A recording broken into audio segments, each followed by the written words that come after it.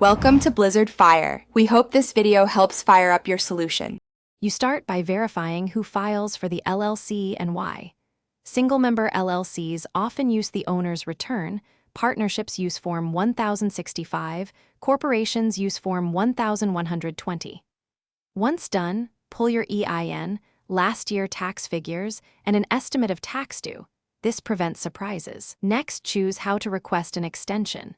Prepare Form 7004 for business returns, or use the IRS online payment tool to secure an extension. Now you complete Form 7004 carefully.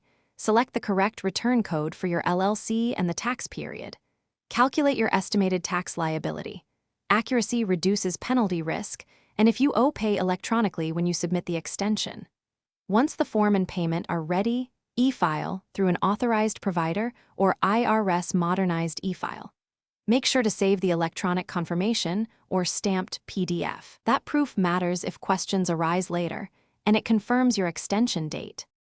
Finish by marking the extended due date on your calendar and preparing the final return using the extension period.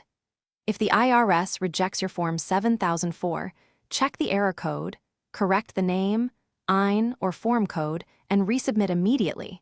Make sure you keep the new confirmation. If you failed to pay estimated taxes with the extension, calculate interest and penalties and pay as soon as possible to limit accrual. This closes the loop and reduces future complications. Thanks for watching. If you found this helpful, don't forget to like and subscribe.